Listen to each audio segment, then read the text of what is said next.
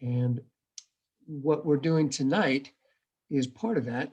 In a sense, it came out of the movement March Media Madness, which I think probably most of you have heard of, and where the idea is that we will write to our media, letters to the editor, press releases, public service announcements, and so forth, to get them to cover climate change more often. You know, it's the crisis of our times. It's probably the biggest crisis that our species has ever faced. And so why isn't it the headline every day? And so March Media Madness, the idea is for everybody to write a letter to the editor every day during the month of March. And then for us here in Flagstaff, and I think for the group in Sedona and Cottonwood and probably Prescott, we're going to have a protest at the end of the month on the last Saturday of the month for us. I think in Sedona, they're choosing a different date, but at the headquarters of, for us, the Arizona Daily Sun. And for each community, people can go and protest at their media offices. And if the media has responded during the course of the month of March with lots more articles, then it's a thank you protest, and otherwise not.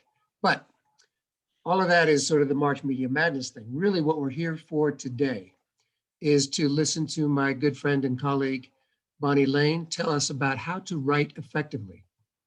It relates to March Media Madness, of course, because you've got to write effectively to be able to reach an editor, to be able to get published in the paper. But Bonnie has spent many years looking at writing in a professional setting. And so she's going to be talking about writing to achieve action. And with that, I'll pass it over to Bonnie. Oh, I should say, so if you have questions during Bonnie's presentation, please do type them into the chat, and I'll be monitoring the chat and acting as moderator and bring your questions forward to Bonnie. And then at the end, we'll have an open discussion where everybody can get involved. But for now, let me go ahead and hand it over to Bonnie. Thank you, Bonnie. Thank you, Stefan. And thank you also to our wonderful community organizers, Carrie and Jenna, who are here with us. They are the brains behind these presentations that we do. They're the ones keeping the tech all working for us. And they have been really filling our calendar with a whole lot of events coming up, which we'll have a chance to talk about later as well. So writing to spark action is what we're working on tonight. A little bit about me. I spent a couple of decades working for a large multinational corporation, specifically in sales and marketing, which of course is all about communications. I also have been very fortunate to spend a number of years in the Toastmasters International program, where I hold an advanced communicator gold designation. A little bit about my background.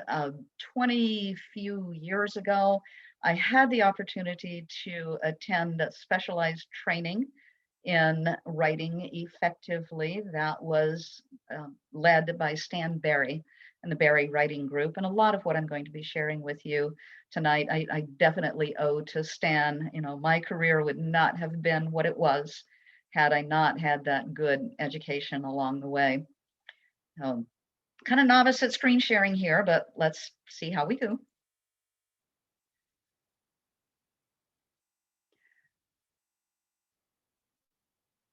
All right. I've got your pictures on my screen at the side. Can y'all give me direction in how to change that? I think you'll always see the participants unless maybe you want to change yours to, I'm not sure, Janet. I don't know, because I don't usually do the PowerPoint end of it. So We'll be fine. Okay. We'll be fine. So for our writing workshop tonight, we're writing to spark action. Oh, I did forget to mention I'm a volunteer with NASCA from the Cottonwood area, and I've been active in NASCA for about a year and a half now. So as we're talking about writing to spark action this evening, we're going to start off with addressing your audience to gain and keep their attention. We're really focusing on email and letter construction. Although, as Stefan said, a lot of the stuff that we're covering tonight is going to translate to what you might be doing for March Media Madness with the communications that you're doing there. We'll also get into choosing your words to be most effective. And we'll wrap it all up with sparking action with your email or letter. Addressing your audience to gain and to keep their attention. You probably don't think about this very often, but the fact is, the way that you think isn't necessarily the way that your reader thinks, the person on the other end of your email or your letter. It's useful if you can keep that in mind. So how we think, as we are arriving at the decision of, oh, I need to write this and I need to send this to so-and-so. As we're thinking about that, as we're arriving at that, what goes on in our mind is we got all this background, and then we spend some time fleshing things out, contemplating solutions. Eventually we get to, oh, here's what I need from so-and-so. I need to write him. And unfortunately, for many of us, what we do is we sit down and we start typing at the same time that we're thinking. So while all of this mush is going on in our heads and we're going through the background and we're thinking about possible solutions, if indeed we start typing as we're thinking, that's what our reader is going to get. Your reader doesn't need all of that mush and your thought process and how you arrived at sending him this email or this letter in the first place. So how we think is the background, the contemplating solutions, and eventually getting to here's what I need from you. If we push all of that onto our reader, we're going to lose him probably pretty quickly. So how we think is not necessarily how they think. First of all, he's got the 57 other emails sitting there in his inbox, and you're interrupting him now with this that you're sending to him. And what is going on in the reader's mind is, why is she writing me? Even if he likes you, his first thought is still going to be, why is she writing me? Why am I getting this? What does she want from me? What's it going to cost me in terms of time or effort or mind share or potentially money? So as your reader is opening up your communication, your email or your letter, whatever it is that you've sent, as your reader is opening that up, he's got all of this going on in his mind and it's distracting him. So he might be sitting there, his eyes might be moving across the screen or across the page, but he's distracted. He's not paying attention to what you have written. And it's entirely possible that when he gets to the bottom of it and he finally sees, oh, that's what she wants from me, that's what it's going to cost me, he may well have to go back and start reading again because he was distracted all of that time. So I encourage you to put yourself in your reader's shoes. The quicker you can get to, this is what I want from you, this is why you are getting this communication, the quicker you can get to that, then you're not fighting all of that distraction that's going on in his mind. And he is indeed paying attention to what you wrote. He's not looking at all of the mush, all of your thought process that you went through as you were preparing to send this communication. So how we think again is the background, the solutions, the fleshing it out, and eventually we get to here's what I need from you. When in fact, what we should be doing is start off with, here's what I need from you. If it's an email, can you put it in the subject line so that your reader knows right off the bat why they're getting this communication from you? Because he's got the now 62 other emails sitting in his inbox and you've distracted him. So how we should present is to lead with the request or lead with the, this is why you're getting this, and then flesh out the background, the solutions that you contemplated along the way, and ending then with your call to action. So as we think about how we think is not the same as how they think, you can see it's really an inverted pyramid. So while you're going through background, contemplating solutions, here's what I need from you, what you really should be doing and what's going to work for your reader is, here's what I need from you, and then flesh everything out and end with your call to action. Again, the way you think is not necessarily going to be the way that they think. Wrapping this section up on addressing your audience to gain their attention, put yourself in your reader's shoes. Don't think and write at the same time. Spend a little time preparing your communication and what you're going to send. Get to your point.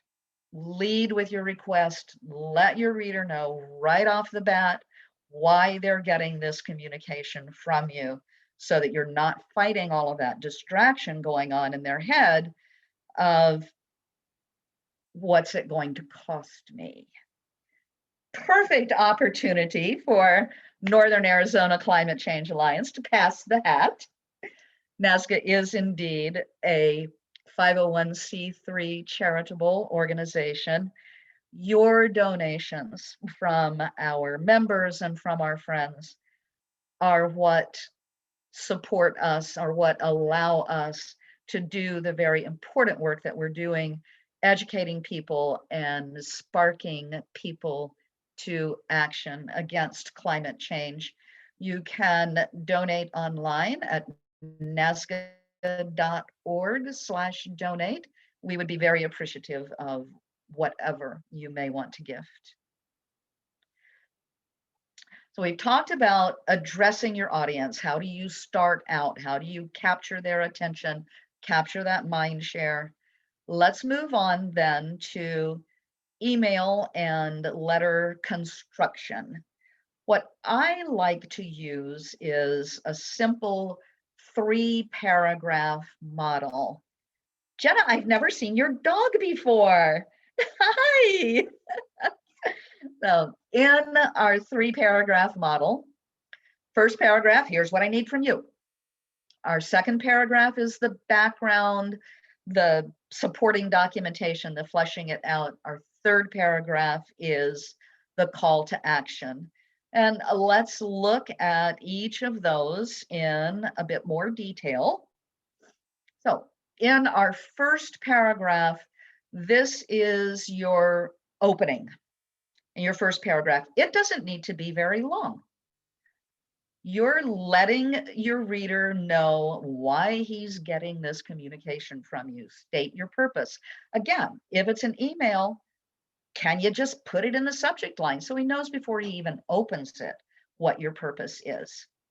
Could be, I'm writing to you today because I think it's important for you to have this information. It could be, I'm writing to you today because I need you to take action related to this information. But whatever it is, doesn't have to be long. Just make sure that your reader knows right up front, what is the purpose of the communication? Why is he getting this? What's it going to cost him? Your second paragraph then is your background information. And this is going to be the bulk of your communication. This is where you lay out your background information, you make your supporting points, you flesh things out. If you're including a list of items, put it in the form of a list. Don't just lay it out in the text in your second paragraph there. If you remember nothing else from what I'm sharing with you tonight, I want you to remember, if you're including a list, put it in the form of a list. We've got an example of that. It's a pertinent example with March Media Madness here.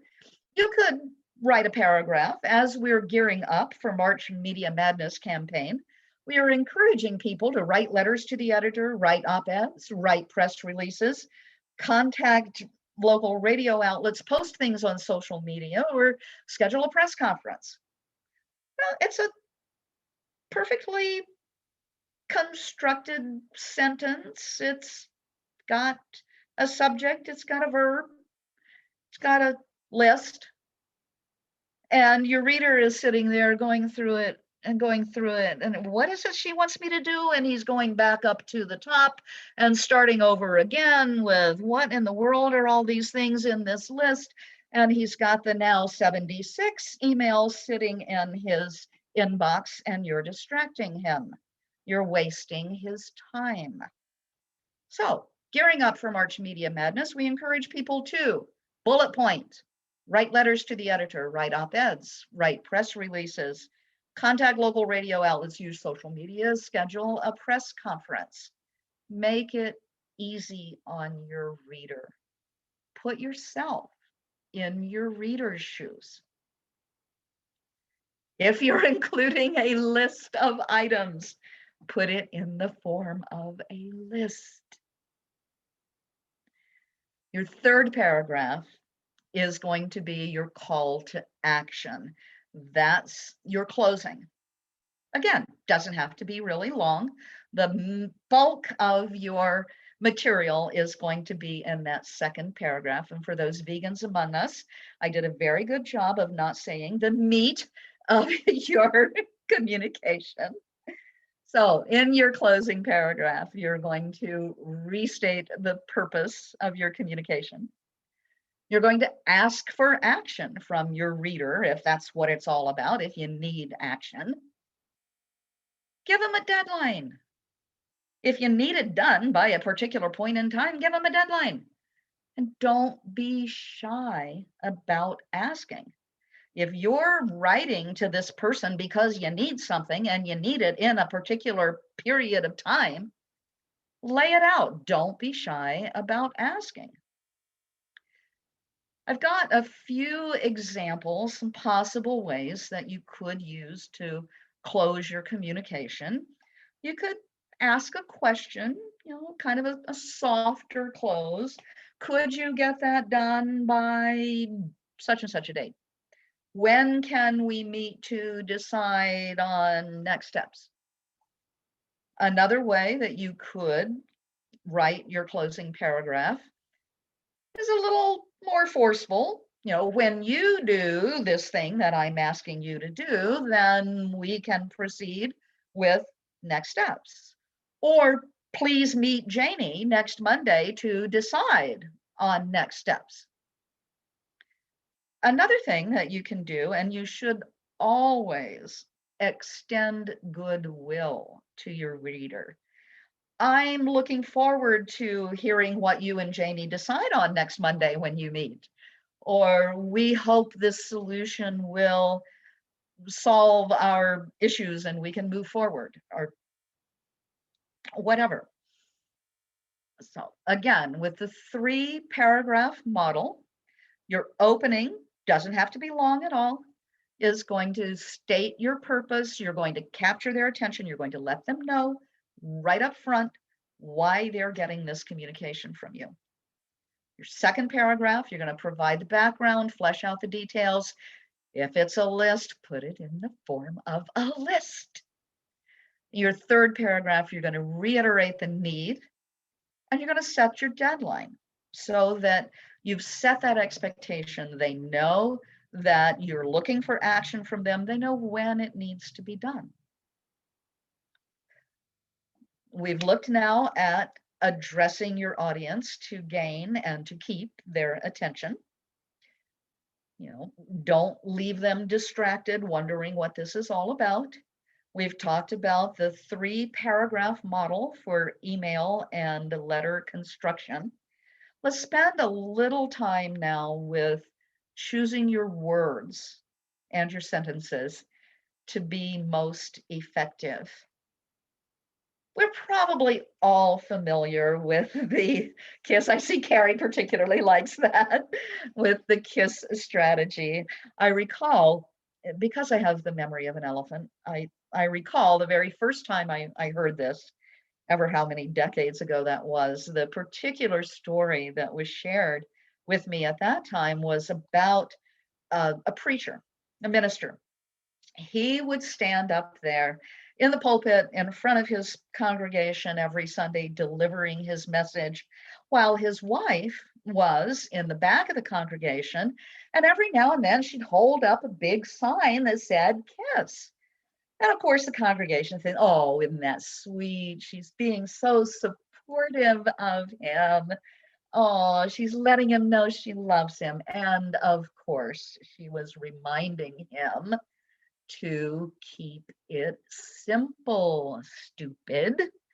We cannot be reminded of this often enough. Maintaining non-technical vocabulary simplification is not always a facile principle to pursue. Some writers are more concerned with demonstrating their own erudition than they are with presenting straightforward information. Calamitously, these writers never become mindful of their readers. Put yourself in your reader's shoes. There are 3 specific principles that I think about in choosing words. Number 1 is avoid acronyms.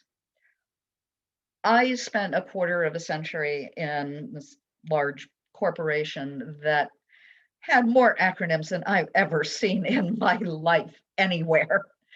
And I mean, the running joke was, a new employee comes on board and they go to new employee orientation on their first day, and then they're out and they're meeting the other people in the department. And, really the running joke was, did they give you your acronym dictionary yet?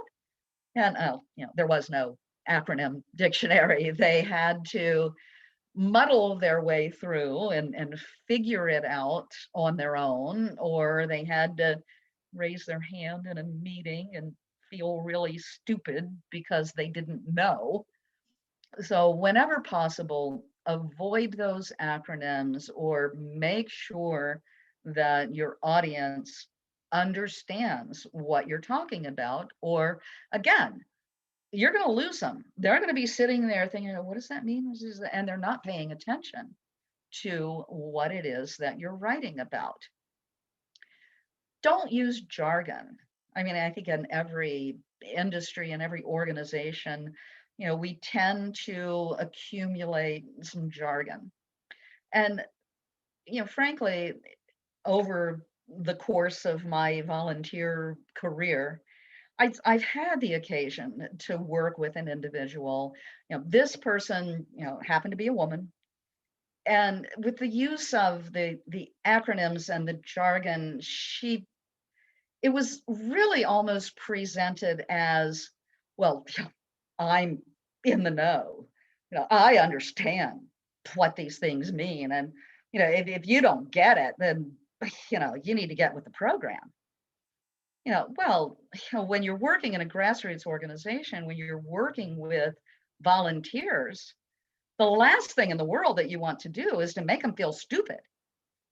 You're going to lose them really quickly. And I've sat in meetings and watched people sitting there with really confused looks on their faces and, maybe try to ask a question, which is difficult in a Zoom environment, and then I can just see in their face, we've lost them.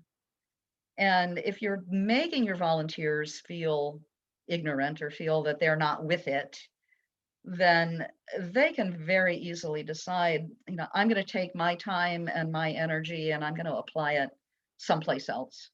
So it all gets back to put yourself in your reader's shoes. Use simple words and simple sentences. And I would be the first to admit that this is a problem for me. Is I'm fortunate. I've got a lot of education behind me.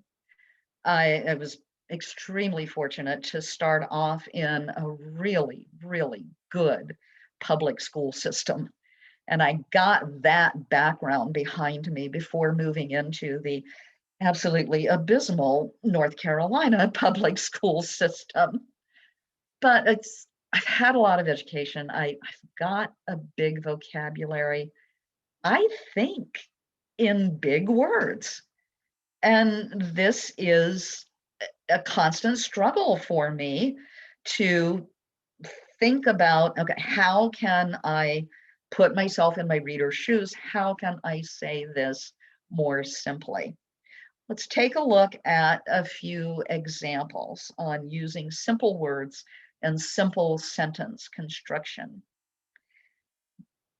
Getting back to thinking about our March Media Madness, we determined we may be able to generate an optimal outcome utilizing a social media platform sanctioned by individuals born between 1965 and 1980. Again, it's a proper sentence. It's got a subject, it's got a verb, got a whole bunch of big words that you probably don't need. Let's take a look at some of those. Determined. How about decided? Generate an optimal outcome. Would be best. Utilize. Oh my God, this is probably for me the ultimate fingernails on the chalkboard is utilize. The word is use, folks. 3 letters, use. Those born between 1965 and 1980. These are Gen Xers. So translating our earlier paragraph, we decided it would be best to use Facebook to reach Gen Xers. Boom, we're done. A dozen words, we got it. We don't need all of that mass of words that people have to go back and read again and translate. Give it to them straight. Put yourself in your reader's shoes. Let's look at a few more of these. And these are things that you've heard all your life. It is impossible for one to adequately assess the worth of a volume merely by examining the covering. This is something you've heard all your life. Raise your hand when you got it. You can't judge a book by its cover. Boom. 8 words instead of 18. Aqueous fluids exhibiting non-agitated surfaces generally extend downward to a considerable depth. Do, do, do, do, do, do, do, do, do, do, do. Still waters run deep. 4 words. Here's another one. Individuals of similar propensities will tend to congregate in groups. Got it? A little hint. Yes, birds of a feather flock together. One more that we can play with and then we'll move on. This one was probably the toughest one for me. Concrete mineral matter moving forward with a revolving motion fails to collect an accretion of bryophytic, and I can't read the last word. So it was the revolving motion that really kind of gave me the hint that worked for me. A rolling stone gathers no moss. of course. 6 words is all you need. So, as we think about choosing our words and choosing our sentence structure to be most effective, don't use jargon. Stay away from acronyms, or if you're going to be using them, make sure that your audience understands what the acronym stands for. Don't alienate your volunteers by making them feel stupid. Use simple words. We've talked about addressing your audience to gain their attention. Let them know right up front what it is you want. We talked about the 3-paragraph model for email and letter construction and choosing our words to be most effective. Let's wrap it all up now with sparking action with your email or your letter. Keeping in mind the way you think isn't necessarily the way that they think. Put yourself in your reader's shoes. Don't think and write at the same time. Get to your point. Lead with your request. Let them know right off of the bat why they're getting this communication. If it's an email, can you put it in the subject line? The 3-paragraph model that we talked about, your first paragraph, here's what I need from you. Here's why you're getting this communication. What's it going to cost you? Your second paragraph is your background, your supporting documentation, fleshing everything out. Your third paragraph is going to be your call to action with your deadline. If you're including a list of items, put it in the form of a list. If you remember nothing else from what I've shared with you tonight, that's what I want you to remember. Keep it simple, stupid. Don't use jargon. Avoid acronyms. Use simple words. And that, ladies and gentlemen, for this workshop that I build as approximately an hour, is what I have to share tonight. Go forth and write effectively. Thank you. Thank you very much for your time and attention this evening. Again, Northern Arizona Climate Change Alliance is a 501c3 charitable organization. We would be very appreciative of any amount that you would choose to donate to our cause.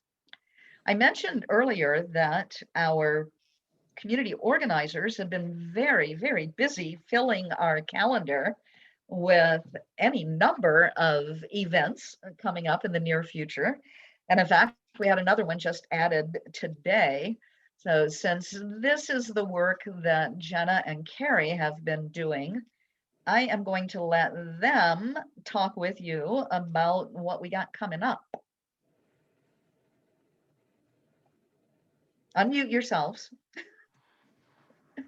You can go first, Jenna, and I'll do the March 18th. If you want to do the first two. Got it. So coming up, we have they're on their second meeting, but a youth action team, and they're working on things like meeting with our Arizona Corporation commissioners, talking about what events they could do for Earth Day. So if you know any youth activists, definitely share that with them, even if they can't make the meeting tomorrow. It's an ongoing group. They're getting bigger and bigger kind of each week. So it's helpful if you share that for us. And then the food and sustainable living is, it's a panel of a couple farms as well as Corbin Compost. They are Flagstaff based, but they're going to be talking about kind of how their organizations are structured and how the background and why they think it's important to kind of do the work they do. So kind of cool events, and we'll throw a link in the chat box for you guys if you're interested in checking those out.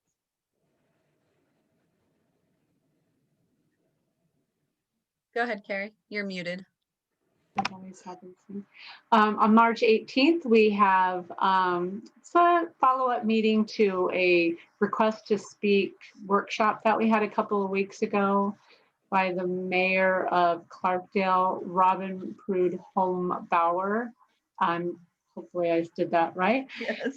She did the workshop and she has agreed to join us to kind of keep the activism going. It's, you know, getting involved with environmental activism is something new for NASCA. So we're starting off with Request to Speak, which is an online system with the state legislature.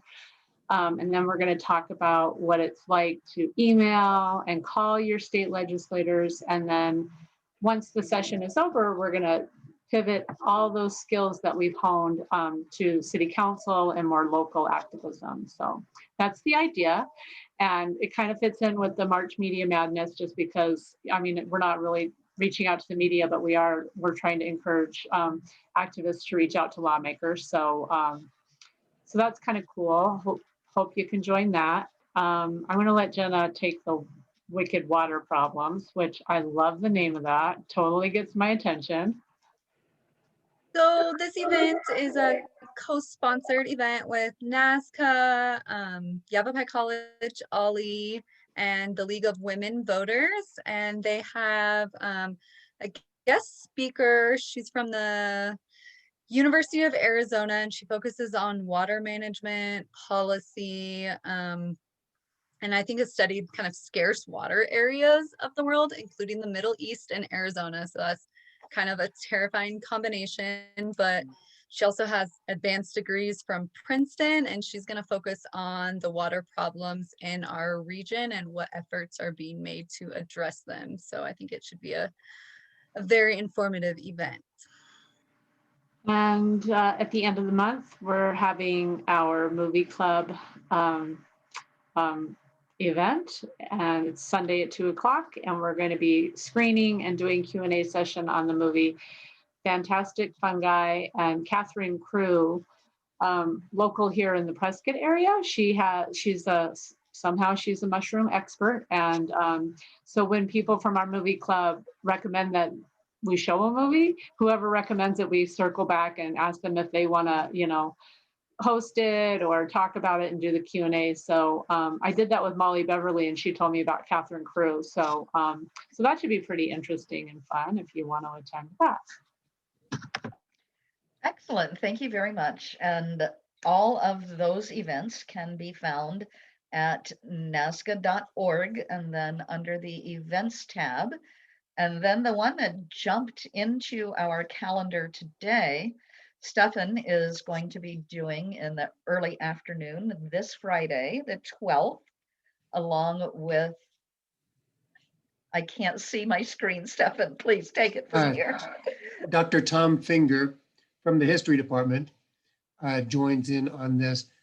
He's a historian of environmental history, policy, culture. And so he really adds a lot to these presentations. But basically, this is a presentation that we've been making semester after semester for the Sustainable Ambassadors Program at NAU.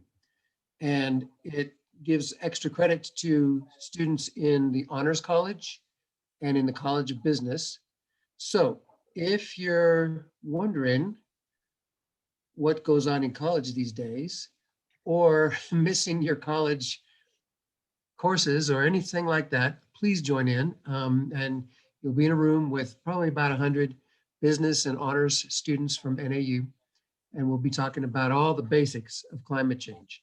In a couple of weeks, we have the follow-up course. So this is the Climate Change 101 crash course. And in a couple of weeks, we'll have the follow-up presentation, which is Sustainability 101 crash course. And we'll put an announcement about that in the NASCA events once we get to that. So come join in if you'd like. The link to register is also there with the advertisement on the NASCA Facebook page. Okay, and then Stefan, since you have been leading out there in front on March Media Madness, And we've got some time left. We don't have to keep people for an hour, but yeah, I thought it might be nice to share some of the successes that we've seen with what we've been doing with March Media Madness. Well, She said confidently. I can tell you a little bit. So many people have been submitting letters, and we've gotten one published in the Arizona Republic. We've got one published in the Arizona Daily Sun, and we got one published down in Sun City in a small local newspaper in Sun City. And I haven't even looked today, so I need to keep up on the Arizona Daily Sun. Probably we've gotten another one or two published, but hopefully we're getting some good publications, because there are also letters to the editor in our Arizona Daily Sun that are very anti-climate change and very climate denialist, and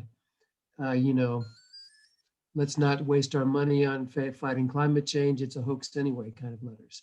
So we have our work cut out for us, and we really need to be able to counter the kinds of misinformation that people are putting into the newspapers, not just through letters, but sometimes even through the primary articles that are in our papers.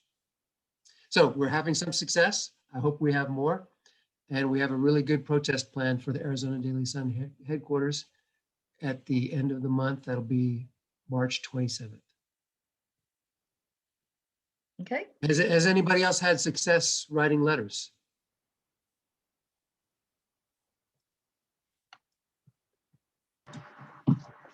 I haven't heard anything, but I did hear that Catherine is running our social media and had a tweet retweeted. So I don't know, in the tweet world, it sounds really cool. That's very good. Yeah, so it's not just the print media or the radio station, it's also social media. And so that's a place where we need to keep on working to get the word out, and a place where there is a huge amount of misinformation. Worse than in our regular papers. It's crazy what's out there. So anybody else, any success stories? I was wondering if Ms. Lane might want to critique the letter to the editor that I sent to the Washington Post. I sent it to her on the chat. Please be candid. Oh, I see. Okay, I thought you were going to send it to me via email. I see. I can do that if you like. I can do that if you like. You know, that might be better. I mean, rather than trying to wade through the chat. So, but yes, if you want to send it to my email, I just put my email in the chat for you, Alfred, and I'd be happy to take a look at it. I thought the presentation was really, really good. Jen and I we're just here for this, like learning so much. We felt like you were just kind of talking to us, but it's fine. I always have a lot to learn, and gosh, I mean, all we do is draft emails all day long. So, and you kind of get into habits, and sometimes they're not good. So it's really nice to have this little, reminder and refresher course on how important it is, how to place frame what you're trying to say very, pointedly. I thought that was really good. I mean, I just ramble on and on, as you can see, is what I'm saying right now. But so my emails, and I guess what I would say about that too is, for me, I don't do this, like I just don't even practice what I preach, but like rereading what I'm writing, and I get rid of all those extra words. I always say like, and just, I use just all the time. It doesn't even, like, words don't even need to be in there. It's just kind of the way that I talk is the way that I email, which is completely not good. So now I'm going to be very much more careful now. One of the things that probably helped me more than anything else was I've almost always used Microsoft Word. That's what the company provided. And I would use the grammar check. And I consistently did that for years and years. And, you get reminded over and over again, and eventually it starts to sink in. So, I know one of the things that I learned with grammar check was anxious. I'm anxious to hear from you. Well, anxious, how about eager? I'm eager to hear from you. I'm not necessarily, bothered and anxious. And what I was using a lot of was the word that. It would always strike my that. The other thing too, I had mentioned earlier that I spent a number of years in the Toastmasters International program, where when you're sitting in the room and anyone is speaking in the Toastmasters meeting, there is an ah counter who is counting the ahs and ums and the inappropriate interjections and gives a report at the end of the meeting. And some Toastmasters clubs actually make you put in a quarter for everyone, and then you have a party.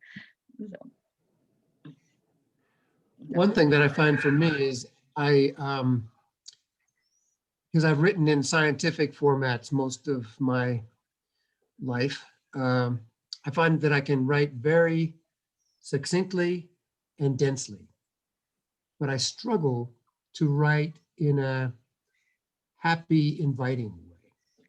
And so I look at the letters to the editor that other people write as a way to kind of try to reorganize my writing orientation to, things that are more humorous, really sell well. They grab people and draw them in.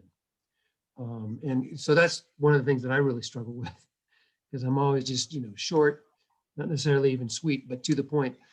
And so I need to get a more, I don't know what you want to call it, a more living style personable. of writing. Personable. Personable, thank you. Yes.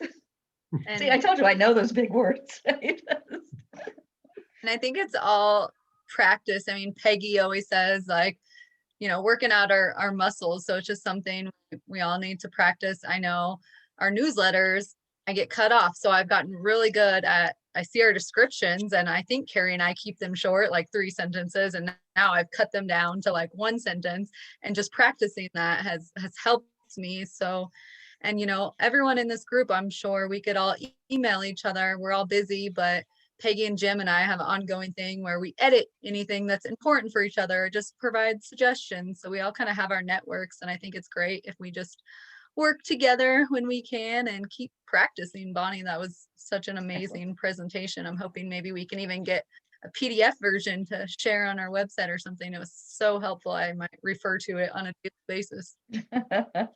I would be happy to provide a PDF of that if you would like. I did wonder about putting together handouts ahead of time with how PowerPoint works with the slide and then the space for you to write your notes, but I didn't get that done. So, well, if we are done, I don't see any reason to sit here staring at each other for another 10 minutes. I certainly appreciate your attention. I appreciate your kind words. Alfred, I did put my email address in the chat. If you want to send me that letter, I'd be happy to take a look at it for you. I did so. Yep. I've done that. Excellent. Okay. Thank you. Excellent. Excellent. Thank you all for being here. Thank you, Carrie and Jenna, so much. Thank you, Stefan, for kicking us off and wrapping us up. And go forth and write effectively. Yeah, and we'll see everybody at the next event. Thank you. Bye. Okay, bye-bye.